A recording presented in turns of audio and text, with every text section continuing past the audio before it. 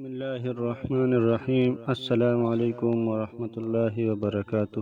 دوستو، آج کا موضوع ہے کہ نبی علیہ الصلاۃ والسلام کی پیدائش کے وقت کن کن معجزات اور کرامات کا ظہور ہوا ہے۔ چنانچہ جب نبی علیہ الصلاۃ والسلام پیدا ہوا تو اسی شب میں یہ واقعہ بھی پیش آیا کہ ایوان کسریٰ میں زلزلہ آیا، جس سے محل کی 14 کنگرے گر گئے اور فارس کا آتشکدہ جو 1000 سال سے مسلسل روشن تھا وہ بجھ گیا، اور دریائے ساوا خشک ہو گیا۔ جب صبح ہوئی تو کسریٰ نہایت پریشان تھا، شاہانہ وقار اس کے اظہار سے مانع ہو رہا تھا۔ وزراء اور ارکان دولت کو جمع کر کے دربار منعقد کیا۔ اس نئے دربار میں یہ خبر پہنچی کہ فارس کا آتشکدہ بجھ گیا ہے۔ کسریٰ کی پریشانی میں اور اضافہ ہو گیا۔ ادھر سے معبدان نے کھڑے ہو کر کہا کہ اس رات میں نے یہ خواب دیکھا ہے کہ سخت اونٹ عربی گھوڑوں کو کھینچے لے جا رہے ہیں اور دریائے دجلہ سے پار ہو کر تمام ممالک میں پھیل گئے۔ کسریٰ نے معبدان سے پوچھا کہ اس خواب کی تعبیر کیا ہے۔ معبدان نے کہا کہ شاید عرب کی طرف سے کوئی عظیم الشان حادثہ پیش آئے گا۔ کسریٰ نے توثیق اور اطمینان کی غرض سے نعمان ابن منظر کے نام ایک فرمان جاری کیا کہ کسی بڑے عالم کو میرے پاس بھیجو جو میرے سوالات کا جواب دے سکے۔ نعمان ابن منظر نے ایک جہاندیدہ عالم عبد المسیح غسانی کو روانہ کر دیا۔ عبد المسیح جب حاضر دربار ہوا تو بادشاہ نے کہا کہ میں جس چیز کو تم سے پوچھنا چاہتا ہوں کیا تم کو اس کا علم ہے؟ عبد المسیح نے کہا کہ آپ بیان فرمائے، اگر مجھ کو علم ہوگا تو میں بتلا دوں گا، ورنہ کسی جاننے والے کی طرف رہنمائی کروں گا۔ بادشاہ نے تمام واقعہ بیان کیا۔ عبد المسیح نے کہا کہ غالباً اس کی تحقیق میرے ماموں سطیح سے ہو سکے گی جو آج کل شام میں رہتے ہیں۔ کسریٰ نے عبد المسیح کو حکم دیا کہ تم خود اپنے ماموں سے اس کی تحقیق کر کے آؤ۔ عبد المسیح اپنے ماموں سطیح کے پاس پہنچا تو سطیح اس وقت نزع کی حالت میں تھا مگر ہوش ابھی باقی تھے۔ عبد المسیح نے جا کر سلام کیا اور کچھ اشعار پڑھے۔ سطیح نے جب عبد المسیح کو اشعار پڑھتے سنا تو عبد المسیح کی طرف متوجہ ہوا اور یہ کہا کہ عبد المسیح تیز اونٹ پر سوار ہو کر سطیح کے پاس پہنچا جبکہ وہ مرنے کے قریب ہے۔ تجھ کو بنی ساسان کے بادشاہ نے محل کے زلزلہ، آتشکدہ کے بجھ جانے اور معبدان کے خواب کی وجہ سے بھیجا ہے کہ سخت اور قوی اونٹ عربی گھوڑوں کو کھینچے لیے جا رہے ہیں اور دجلے سے پار ہو کر تمام بلاد میں پھیل گئے ہیں۔ اے عبد المسیح، خوب سن لے، جب کلام الہی کی تلاوت کثرت سے ہونے لگے، صاحب عصا ظاہر ہو، وادی سماوا روا ہو جائے، دریائے ساوا خشک ہو جائے اور فارس کی آگ بجھ جائے تو سطیح کے لیے شام نہ رہے گا۔ بنی ساسان کے چند مرد اور چند عورتیں بقدر کنگروں کے بادشاہت کریں گے اور جو شے آنے والی ہے وہ گویا آ ہی گئی۔ یہ کہتے ہی سطیح مر گیا۔ عبد المسیح واپس آیا اور کسریٰ سے یہ تمام ماجرا بیان کیا۔ کسریٰ نے سن کر یہ کہا کہ 14 سلطنتوں کے گزرنے کے لیے ایک زمانہ چاہیے مگر زمانے کو گزرتے کیا دیر لگتی ہے۔ 10 سلطنتیں تو 4 ہی سال میں ختم ہو گئی اور باقی 4 سلطنتیں حضرت عثمان غنی رضی اللہ عنہ کے زمانے خلافت تک ختم ہو جائیں گی۔ حافظ ابن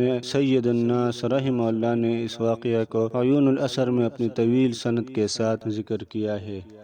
طبرانی اور ابو نعیم اور ابن عساکر رحمہم اللہ نے باسانید متعددہ حضرت انس رضی اللہ عنہ سے روایت کیا ہے کہ نبی کریم صلی اللہ علیہ وسلم نے ارشاد فرمایا کہ حق جل شانہ کے منجملہ اکرامات اور انعامات کے یہ ہے کہ میں مختون پیدا ہوا اور میرا سطر کسی نے نہیں دیکھا۔ حضرت عباس رضی اللہ عنہ فرماتے ہیں کہ نبی کریم صلی اللہ علیہ وسلم مختون اور ناف بریدہ پیدا ہوئے۔ عبد المطلب کو یہ دیکھ کر بہت تعجب ہوا اور یہ کہا کہ البتہ میرے اس بیٹے کی بڑی شان ہوگی، چنانچہ ہوئی۔ اسحاق ابن عبداللہ حضرت آمنہ رضی اللہ عنہا سے راوی ہے کہ نبی کریم صلی اللہ علیہ وسلم جب پیدا ہوئے تو نہایت نظیف تھے اور پاک صاف تھے، جس میں اطہر پر کسی قسم کی آلائش اور گندگی نہ تھی۔